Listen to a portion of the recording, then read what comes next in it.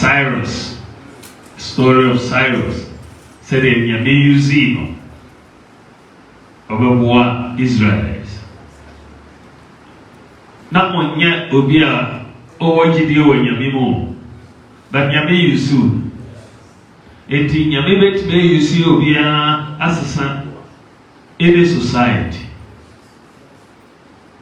Obibi Sabi said, I'm not done for pastor. I'll say, can anything good come out of Wale Wale? I will say, yes, if it is the will of God, something good can come out of Wale Wale. And God can use someone from Wale Wale to change Ghana for us.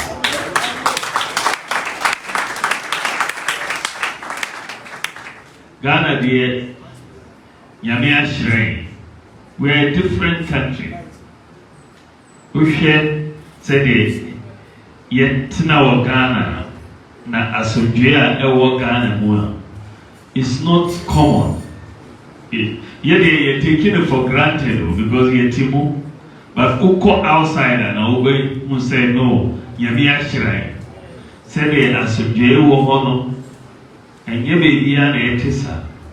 But we share Ghana. The different religions, tolerance, it is at a very high level. It's a very high level of tolerance. Beshe, na chief imam, obedini, 100 years birthday. Now I call Catholic Church, say, oh, Kobom Payo. 100 years. But sorry, you want for Catholic Church, say, oh, Kobom. 2019, member Ahafo, for my Ramadan tour. Na me call kuku me call Masalachi Mosque mo. Ohona Reverend John Pepramba, head of Methodist church leaders no.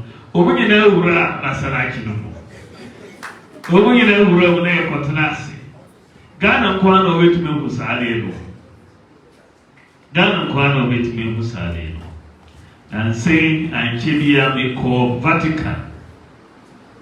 His Holiness the Pope, because Rano, and may call Bo Bisan Payo.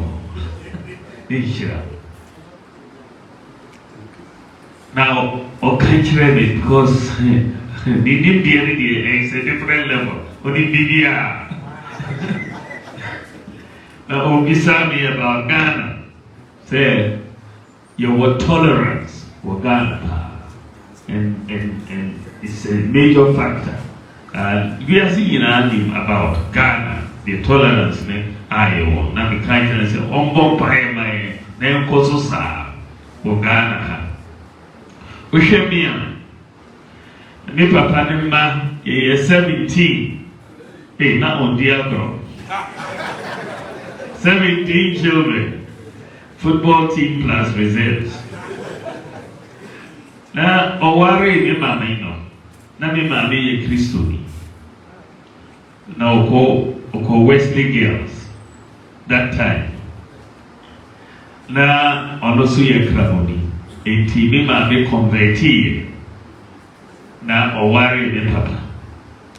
Me papa ne man o ye 17, 9 ye Christopher, 8 ye Kramoni. 80 religious tolerance, no, starting from here because now Bible no Quran in our feet. Who kind way and our kind way. That it was so nice.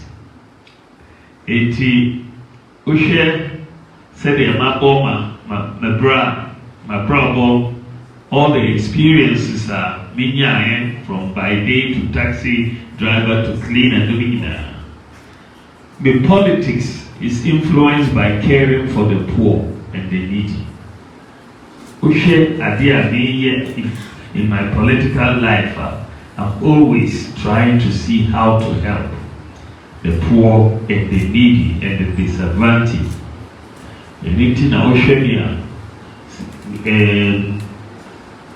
At the moment, and I'm trying to remember one thing. Now we call not Methodist Boys Brigade. Now we a brigade. and then be a vice president, and be a patron of the Methodist Boys Brigade of Ghana. I'm a patron of the Methodist Boys Brigade of Ghana. Now, Usha, this will be a patron of the lepers aid of Ghana. Be a patron, so. And recently, my patron of Mother Teresa's Soup Kitchen for Accra. Today, Father Campbell, say wherever you find people who are in need, that is where I'm most happy to be, to help. Now, and then, if I say, members Raymond Pio, members Raymond Shira, because we say, we are Yaminipa. Mokasa Yamiti, Otiemo, Eti, Monfanko, Paibomo, and Mammy, because unless the Lord builds the house, we will labor in vain. God will make it possible. Now, the 18 Amepese, Moto, Namo, Mumbom Pai, Mammy Name, of Ghana for 2 about Mammy for 2024. We share a Juman. MPP yaye so far. Ya boy juma ye BBR ampa. You say challenges are seriously across the world. But notwithstanding the challenges, no. Yaye government no. Yaye better than the previous government. Notwithstanding the challenges. We share jobs, job creation, over 2 million jobs, 2.1 million jobs they are creating. The highest of any government. The highest of any government. 2.1 million jobs. Let's say, notwithstanding the challenges, we have created more jobs than my opponent are now all. We have done so much in the area of infrastructure. Even though we haven't done all, we have done more roads than any government. We have done more classrooms than any government, more airports than any government, more public libraries than any government, more sanitation facilities than any government, more courts that we have built than any government. So we share infrastructure, no one, more vehicles and equipment for the army and police than any government, more sports facilities than any government. So now the social interventions, so account free senior high school education to help so many people are free TVET education, so account. So as a government, we have done so many things that puts us in a much better position. Our growth rate is higher than that of the previous government on average. Our trade balance is better, and so on, gross international reserves, and so on, much better than the previous government. But it's not to say we have done everything. There are still challenges that we are dealing with, but on the whole, a lot more. But I am the one standing for presidential candidature. So, as vice president,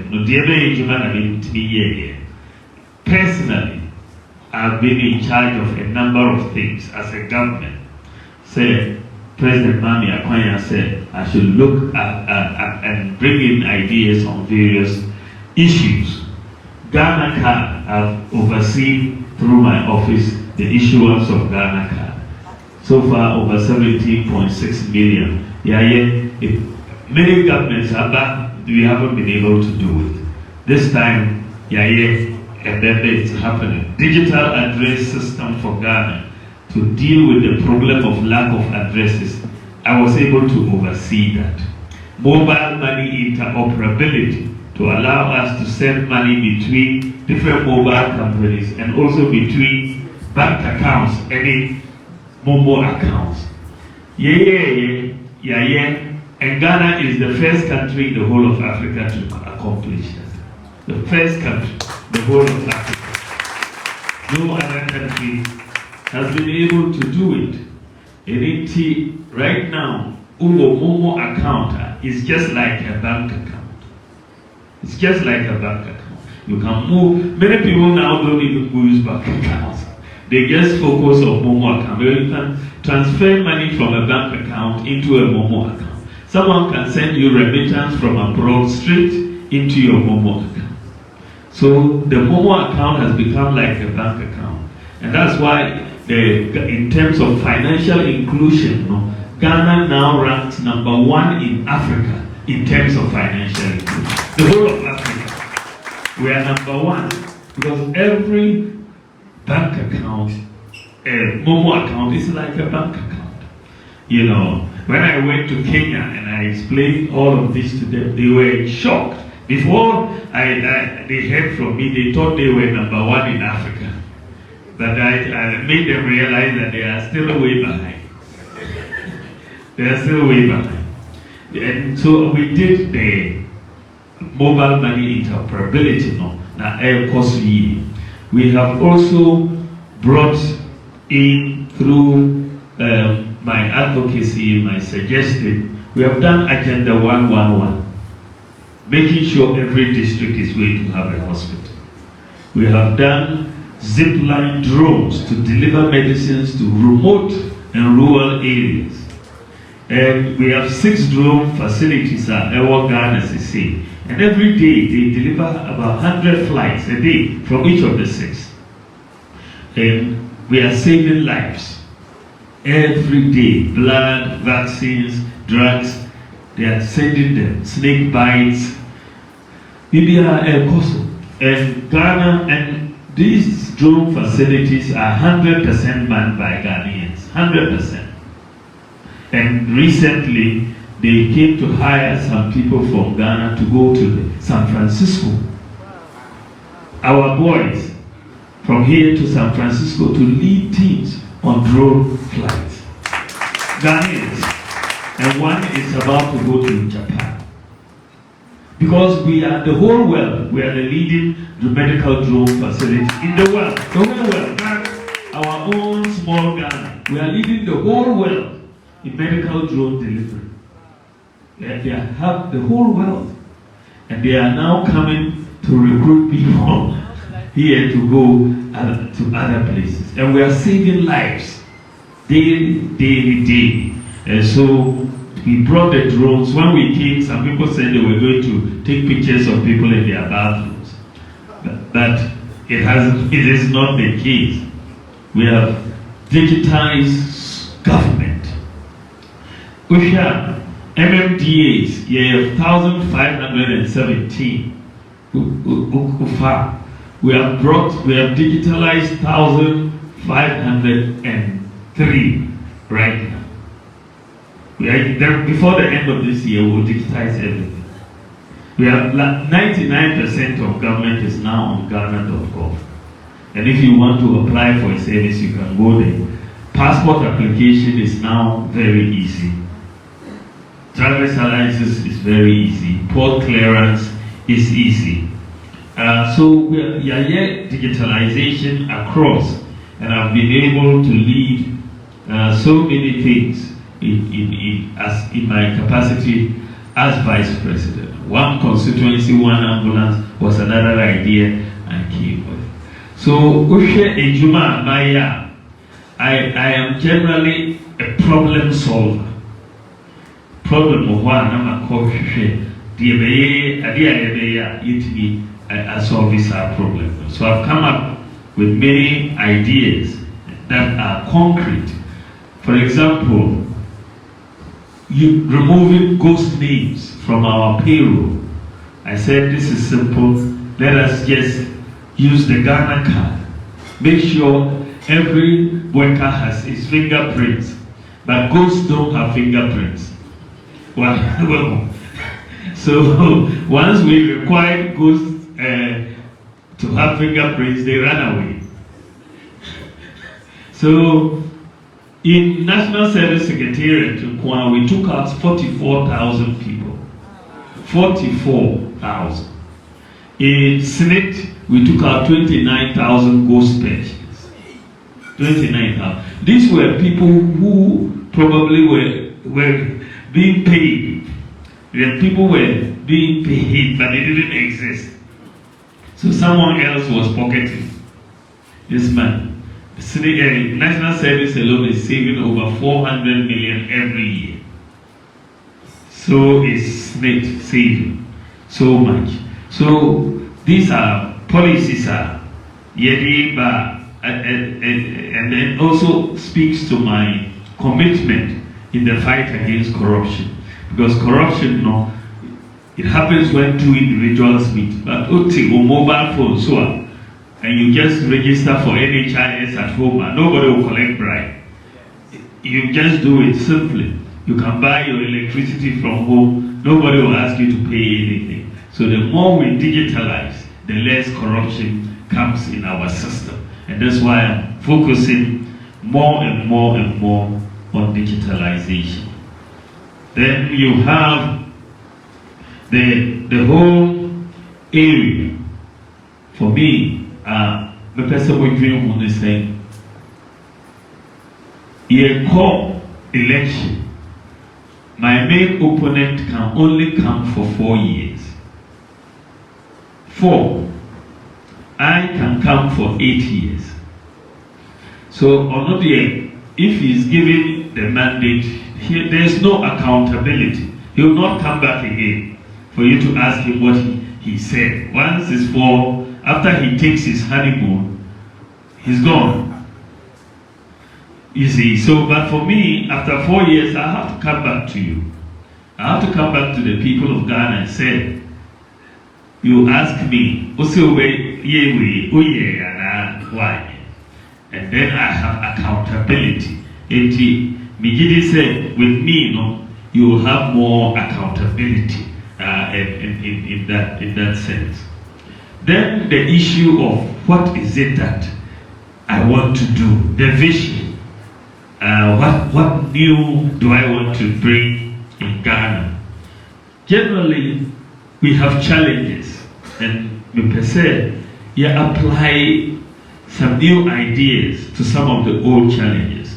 Cost of living is a big challenge to us right now, given what is happening in the world. The same America is facing the same problem. Canada, UK, Germany, all the big countries are also facing big increases in the cost of living. So we need to attack the cost of living. Food prices, transport prices, electricity prices are key aspects of the cost of living. Agric is going to be a focus of mine. If we can do agric properly, apply technology, apply irrigation and other inputs, apply commercial farming. Because Ghana, agric on small scale actually. But agric now globally is technology driven. If you don't apply technology, you won't get the productivity. I want us to refocus from small scale to large scale and bring in technology. The technology is available, so you can apply, all the, robotics, artificial intelligence, satellite technology, all of that. But when you have large scale farming, it makes sense. So we want to encourage large scale farming, apply technology, and prices will come down. Prices will come down. Right now, even in rice, we have reduced our imports by 45%. As of now, in rice, 45% reduction. The goal is to make sure we get to zero imports by 2028. Let us. We have done 45% reduction. So if we even scale up, we can get to zero imports. So I am looking for scaling up on making basic commodities are importing. So that is one. Then the other thing is electricity prices. Problem I want to say, we are relying so much on fuel to generate electricity, gas and fuel. The prices are high. So the time they are not a cost. So when there's a problem in the Middle East, fuel prices are costly. Then you have a problem with electricity prices and also the transport prices. But Nyamia chain, which is the sun,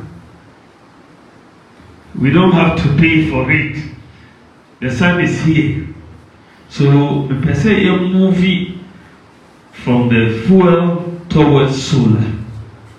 Solar is the key. Renewable energy. Solar is the key. So the important thing for me, let's say, within the next 4 years, let us put in place 2,000 megawatts of solar power. I've done the consultations with the engineers and so on. That is very, very feasible. Right now, in fact, 2 different countries are competing that each can do the 2,000 megawatts for us. Then I was thinking the other day, well, why don't they just do 4,000? One can go and do 2,000, another can do 2,000, and then we will be okay. But 2,000 is half our consumption. Half our consumption. So if you look at it, the solar power is about 7 cents per kilowatt hour. The fuel is about 14 cents per kilo. So we'll be cutting costs by about half. Then you can get industry to move. With high electricity costs, we can never be competitive.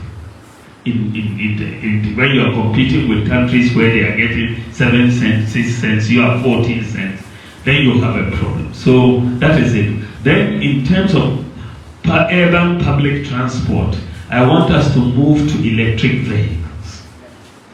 Electric vehicles.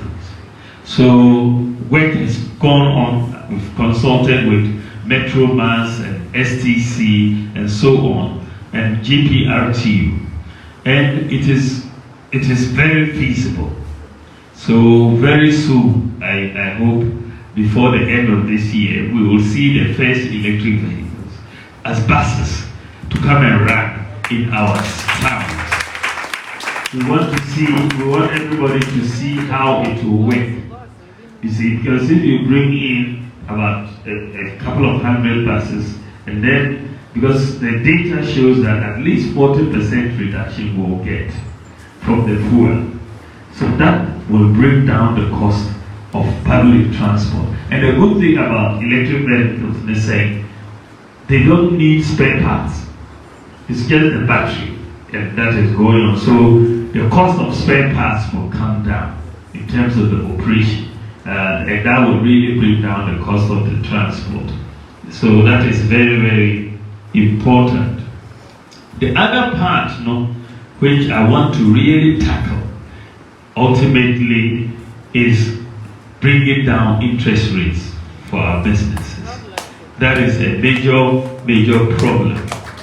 Because why are we always at high levels of interest rates? When I was at the Bank of Ghana, it was exercising my mind very, very seriously. In fact, I wrote a book in 2010 before I became vice president, where I was asking this question, and how can we solve it? That was a major part of this book, which was on monetary policy. And so when I look at it, we have a couple of solutions that I want to bring in line. The biggest part of interest rates reduction is saying, let's reduce government expenditure and government borrowing. That is very key. One of the problems we've had is that government tries to do everything. But you can let the private sector help you. You don't have to do everything. If you want to buy vehicles for schools, government wants to pay the total cost of all vehicles for 700 schools, 700 buses. That is so big. So you won't get enough money to pay. But if the private sector provides the buses, and you lease the buses for the schools, you can be paid every month, isn't it? So that money that you would have used to buy even 100 buses, paid every month, you will be paying 700 buses. Very, very simple. This is the concept of credit. And government has to allow the private sector, even schools, dormitories, classrooms, we can lease them. We can say to the private sector, build, and we will rent them for the next 15 years, and it will revert back to the ownership of the government. They will build. There will be no shortages of materials. They will finish this infrastructure very quickly. And then government doesn't have to go and borrow. So I'm looking at reducing government expenditure by bringing in more of the private sector, so that the private sector can help us and will provide the services.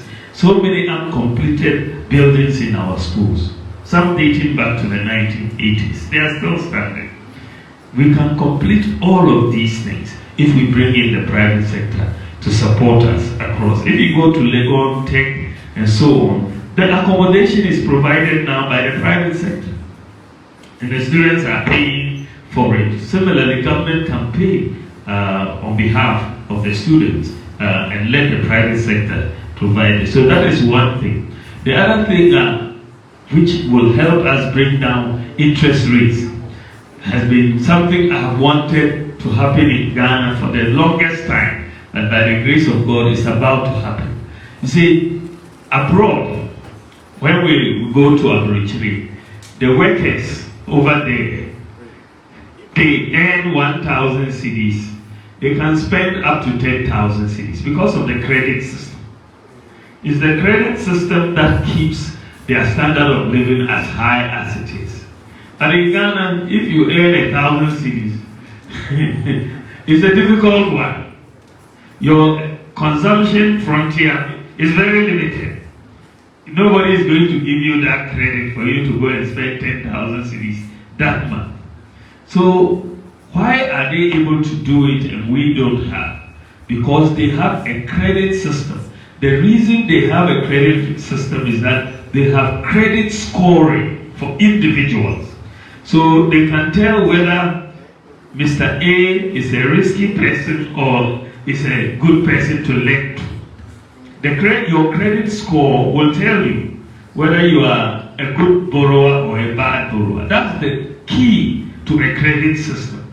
In Ghana, we didn't have a credit system because the data wasn't available to do credit scoring. To do credit scoring, you must have unique identity of individuals. You must have, address systems so that you know where they are and all of that. And the databases must be linked so that you can interrogate and then come up with a credit score for people. The credit reference agencies we had in Ghana were not able because the data wasn't available. By the grace of God, because of digitalization and what we've done, credit scoring is going to start in Ghana this year.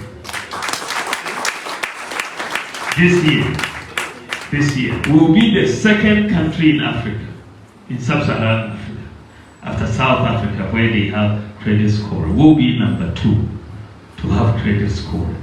And that will then enable us, because banks right now, because there's no credit scoring, they assume everybody is risky. Everybody. Whether you're a good borrower or a bad borrower, you are all paying the high interest rate. But with credit scoring, the interest rates for some people will come down, for other people to go up, because they can distinguish between the good borrowers and the bad borrowers.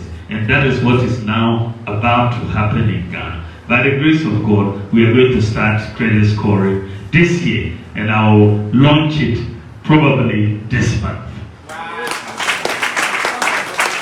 Yeah, I'll launch it probably this month. And that is where we are going as a country. It will change the whole credit situation in Ghana. We now will be able to have a clear credit system developing in Ghana that we haven't had before. And that helps us cushion when you have a little shock. you can get credit to cushion you. Without a credit system, we have become a begging society, isn't it? Yeah, everything you have to go and beg for something because there's no credit system. But now we are about to change this country, and when you bring the credit system in, you should see interest rates coming down because you have more good borrowers than bad borrowers. The other thing I want us to do is to change the tax system. Tax system doesn't help the private sector. The tax system we've inherited from independence, and business people and individuals don't even know how to calculate their tax liability. We don't. The system has become so complicated that GRA will come and say, you owe this. You don't even know how to challenge them. No, they will come to a business and say, you owe this. And the business will say, my business is even not worth this amount. But you're asking me to pay this amount of tax. And they'll say, well, you pay, otherwise we'll close you down. And, it becomes a problem. So I've been studying this tax issue for a while now. And I want to bring in a new tax system. I took a team, and when I was thinking about this issue, I asked the question, which country has the best tax system in the world? When I looked at the data, it was Estonia. Estonia is the country which the last 10 years, it has been number one, the most tax competitive country in the world. So a team, and we went to Estonia. And we looked at their system. They have a flat tax system. Flat taxes. So if it's 10%, it's 10%. Everybody knows it's 10%. Exactly, like tithes. Exactly. I hope you pay your tithes. It's like tithes. Simple. Everybody knows how to calculate it. So compliance is easy. Once you can get people to understand how the taxes come about, then compliance is very, very easy. And so we are going to move from this complicated tax system that we've inherited since independence to a flat tax system in 2025. This is where we are going. It's 2025. And so with this new flat tax system, I want everybody to start on a fresh, clean slate in 2025. Everybody will start. And this is why we are going to give a tax amnesty in 2025, so that we all start from a clean slate. Because a lot of people owe taxes that they don't even understand how they owe those taxes. We've looked at the numbers, and it is going to be quite straightforward. When I was at the Vatican, Cardinal Peter Texas took me around the Basilica and was explaining different things to me. And as we were going, he said, oh, these are preparations that are taking place, He says, we have to start preparations for next year. He said, next year is the Jubilee year, 2025. I said, oh, really? He said, yes. I said, what happens in the Jubilee year? He said, oh, this is the year for forgiveness. And we'll forgive people and all of that. I said, me too, I'm forgiving taxes in 2025 next year. So we had a good laugh and all of that. I want to also align Ghana's tax import duty. Is another problem.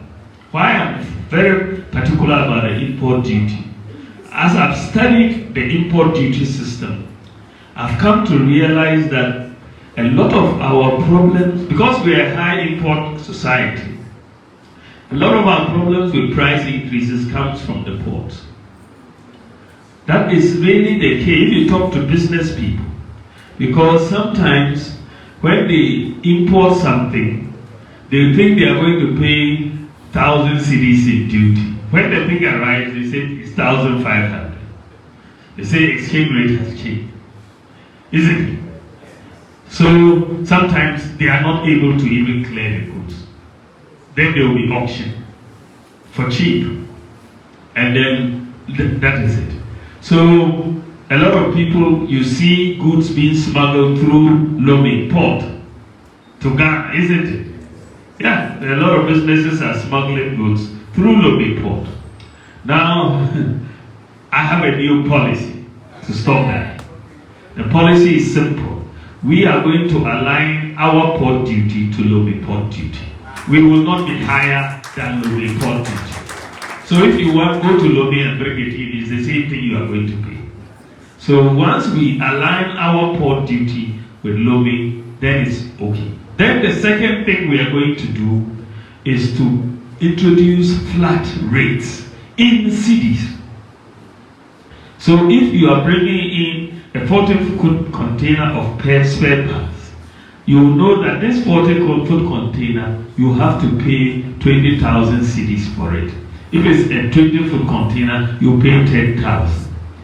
Before you import, you know, and so it will not change. If it arrives, you are paying 10,000. You plan it before it arrives. So we have to respect our currency.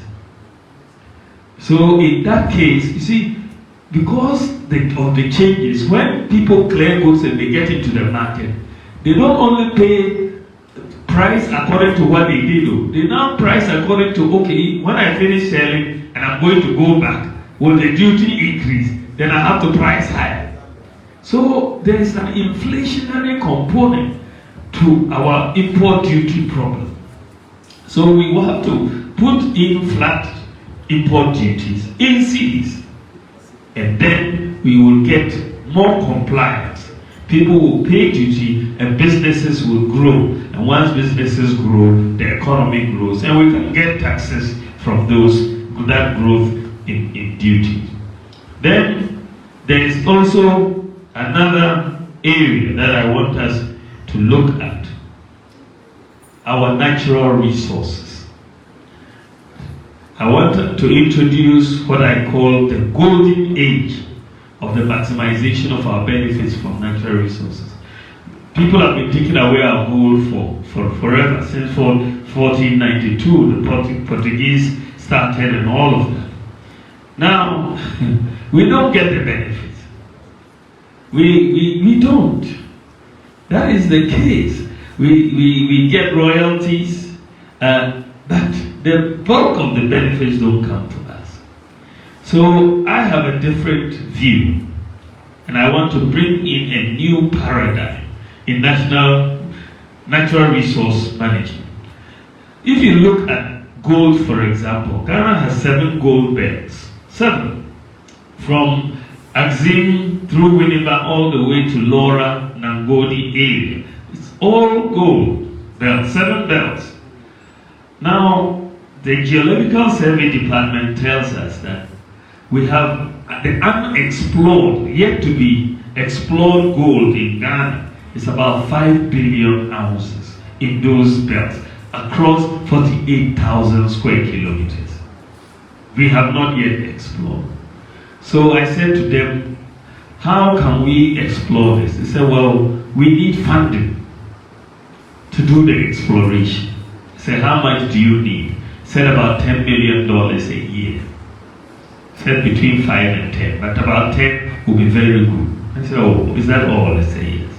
I said, okay, then Ghana should focus on exploration.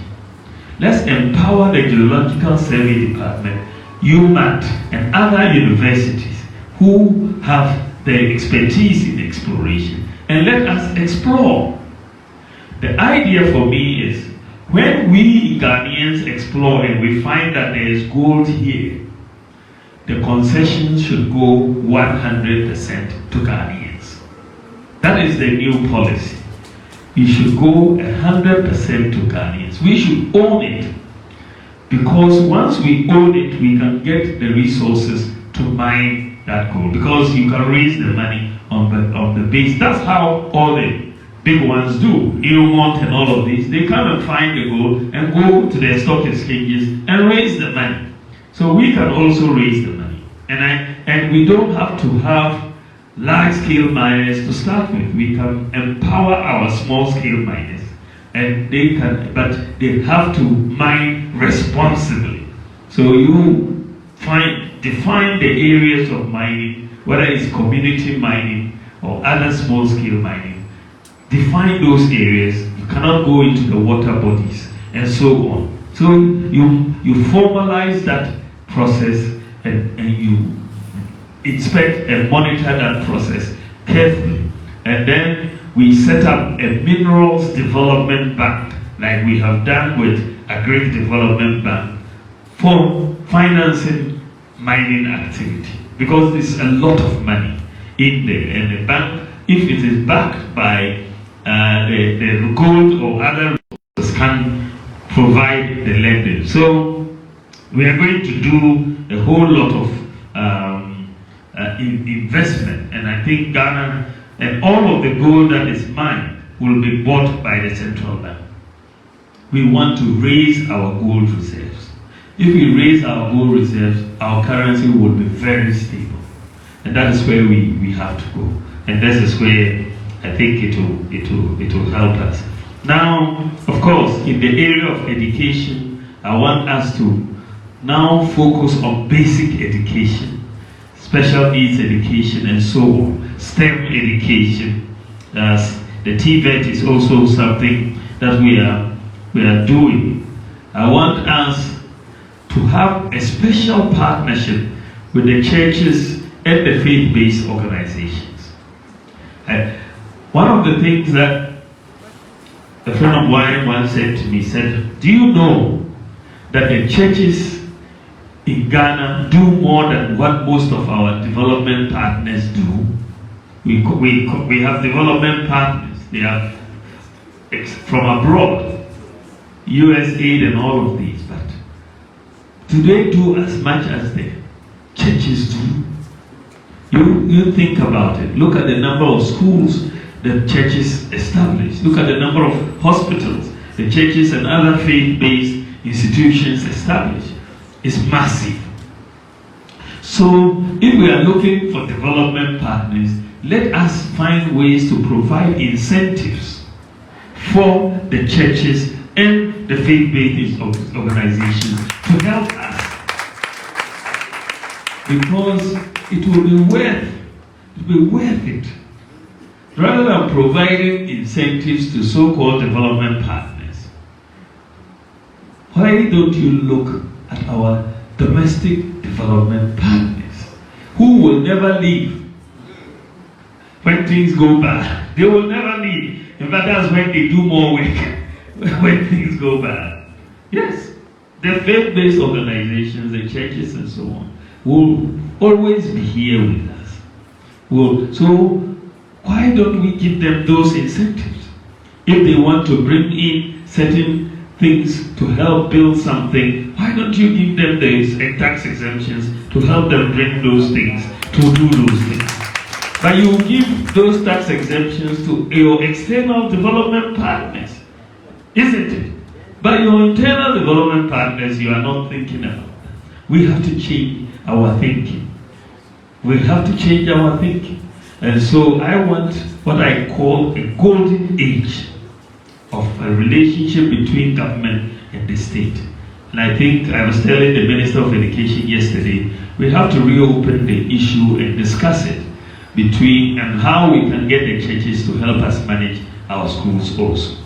Because that is also a major issue, because at the beginning is and other faith-based organizations. It becomes a very, very important issue.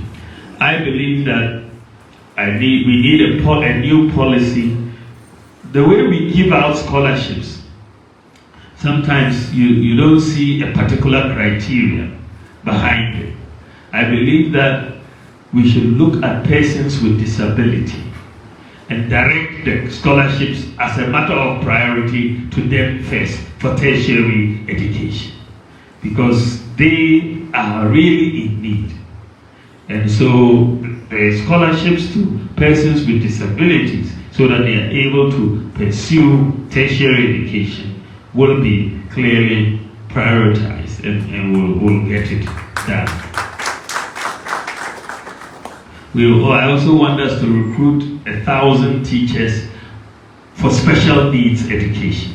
We don't pay attention to special needs, and we don't have enough qualified teachers in the area of special needs. So I think 1,000 teachers to start with for special needs education, I think will really help so many parents who are struggling with children who have special needs, and I think that will really help us. I believe also that as we do more agro-processing, more tourism, more in the area of creative arts where we have a lot of talent, ingrown talent, I think we can change this economy. I cannot say everything, of course, I'm not presenting a manifesto, but I also wanted to touch on some of the highlights of where I think that given the opportunity, I can make a big difference in Ghana, so that we can change our fortunes. As I said, I've been vice president the last 7 years. This has been my 8th year, and my work speaks for itself. I believe that if I've been able to do all of these things that I've done as vice president in this capacity, then if by the grace of God you make me president, I'll be able to do more. I'll be able to do more.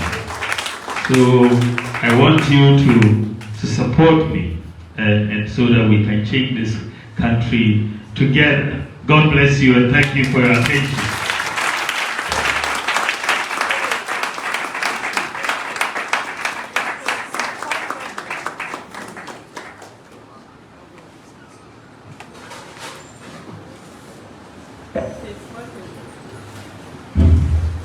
So, as someone there was somebody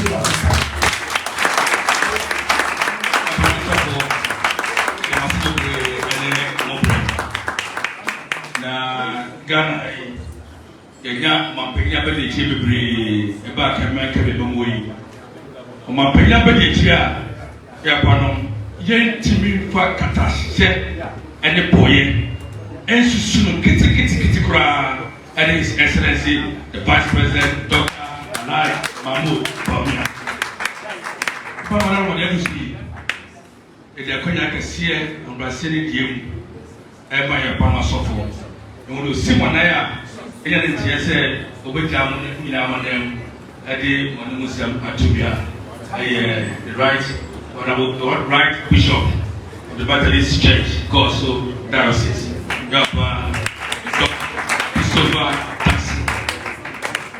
Christopher Gracie, that's His Excellency, paying for that I should be brave. Let me say,